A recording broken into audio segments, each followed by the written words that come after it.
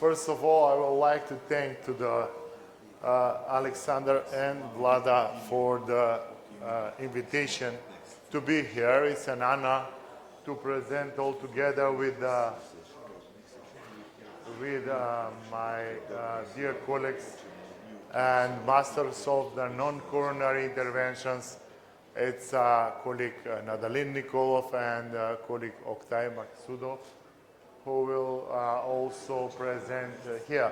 So I will, without any further ado, please put the Zasink presentation, not the Belgrade one.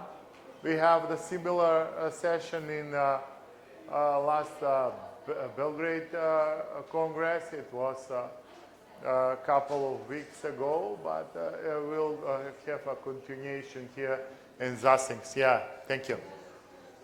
That's it. So, to be in line with the presentations of an on-site work from yesterday from Dr. Nikolov and Dr. Maksudov, I would like to present non-coronary interventions in a short way. We'll compare the non-coronary to coronary interventions and the experience of predominantly coronary operator regarding the non-coronary interventions. What is the terms for the actual European guidelines? I will try to present several of our cases and present some take-home messages. So the coronary experience is similar to the PCI versus CABG and endovascular versus surgery for vasculature. So not all arteries are equal. So the carotid, subclavian, visceral, or limb arteries are quite different, but they are all non-coronary. So regarding the first one, the carotid, there is a carotid revascularization and compared to the interventional one, compared to the surgical one. And we are expecting, it's a really nice trial. It's a head-to-head comparison of the results. And we are expecting the CREST result following months. They will announce for the end of the year, and they are showing that carotid enterectomy and the interventions are quite near one to each other. What about the recent ESC guidelines?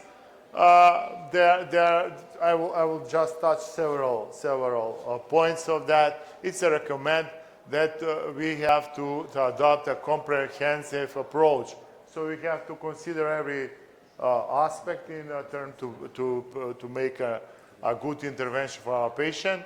And we should consider the optimal medical treatment as a very valid option, especially for the patient who can tolerate their limb ischemia. So what about the trials? The trials are for the artery regions, or very various of trials. There is really big difference if the patients are symptomatic or asymptomatic, and there's a really different results, and everything is different if we are dealing with the acute or critical limb ischemia versus the chronic one. So what the recommendations about that in the critical limb ischemia, we are acting as a coronary interventionalist, so do the revascularization as soon as possible. Let's say it's very important to evaluate the status of hemodynamics, and the endovascular is let's say for subclavian considered better than surgery. And what about how we will make the carotid stenosis? We should use the NASCET criteria. That's the really punchline from this guidelines here. Here we have few months ago that we should evaluate really upper, below the petrosus bone, the diameter of the internal carotid, not the diameter of the bulb, which might lead us differently. So we should consider the range rather than exact percentage when we are talking about the Doppler. So revascularization of the other arteries I will just skip, and the mesenterics are only revasculated when they are symptomatic. So what about our cases? The first one is an easy one. It is a carotid with a patient.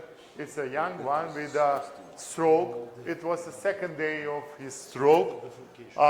This was the finding. So we can appreciate here really tight stenosis and dissected internal carotid with a really, it's a radial case. We can see the catheter really up.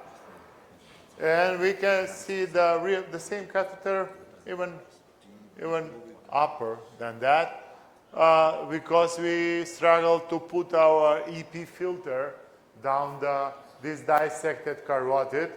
But eventually we do, so we put a stent, and the final result was like this. Here we see the dissection out of the stented region. And we have a follow-up for this patient. This is why the NASET criteria refer to this diameter, just below the petrosus bone. That's the diameter, because the diameter doesn't change for the internal carotid. So, back. So this is the follow-up. Actually, zašto?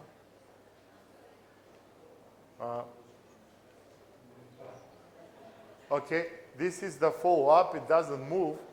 I would like to, if you can touch this so it can move. Yeah. So we can see the months after a nice position of the stent, nice finding on a CT angio. So let's move on to the second case. It is femoral artery. As we presented, it was an occlusion. Coronary interventionalists like the chronic occlusions because they are forgiving. We put introducing the same femoral artery which was occluded. This was a tricky one, but we used some tricks and tips from Dr. Nikolov and from Dr. Maksudov, and we eventually end up like this. It was a dissected segment of the beginning, so we put one supera. The thing is, it's not going in our favor. After 2 weeks, patient complained. We did the CT angio and stent, and also the artery was completely occluded. So it's not a thing we are really proud of, but I will continue later with there is a continuation of this. But just before that, I will show you the third case when we don't put a stent. It's also the femoral artery.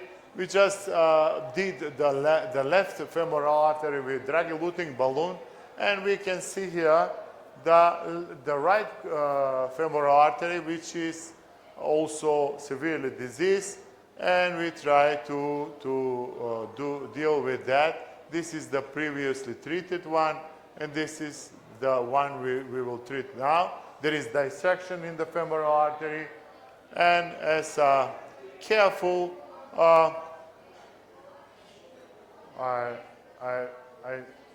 they should start, but they did not. Please touch them to start. So we can see here the near occlusion and dissection.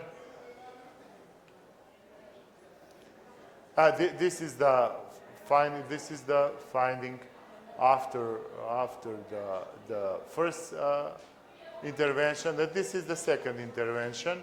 I think we go from the other leg.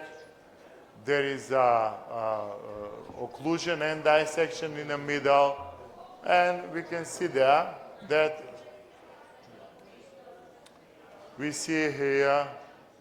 If we can see here, there is a wire going into the dissection, but we just change the way and we cross it safely downstream, and like we are treating any other coronary artery. Actually, we are treating the femoral. So this is the final. If there are some dissections, they are forgiving us for that. We are just leave them with the balloon. So this is our second case.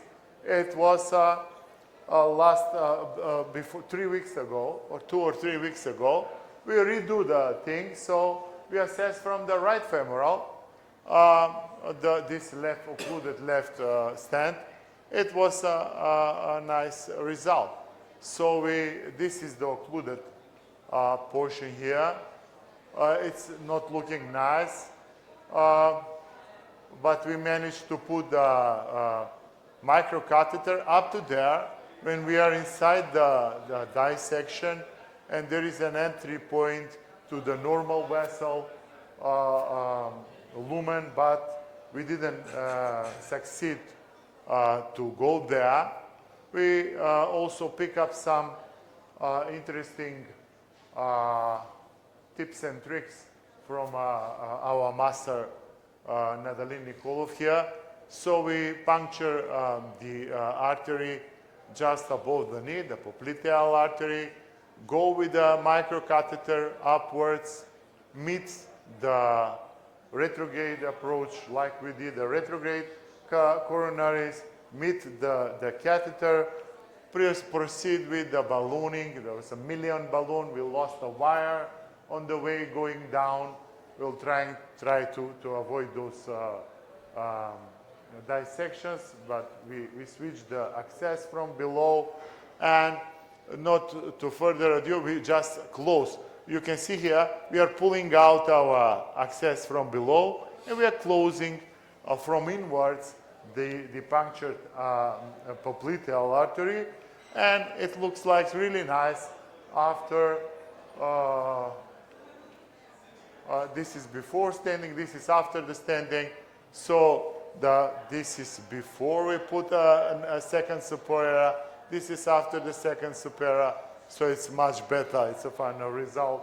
So we are happy, the patient is happy, he is walking 7 kilometers without any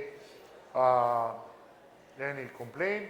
And just to be sure, just before I start driving here, we perform a Doppler, so it's a really recent information. It's a quite nice flow through this femoral artery. So the take-home message is that the interventional coronary experience help us doing the endovascular interventions for the non-coronary arteries.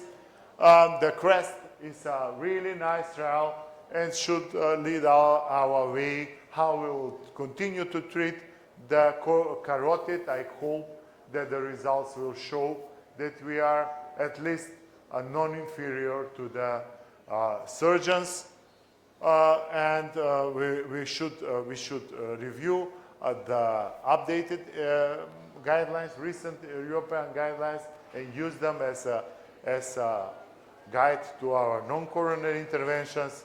And we should also consider the acute cases as we are considering the acute coronary syndromes. So thank you, and I will invite our colleague Nadalin Nikolov to proceed with the procedures, with the presentation.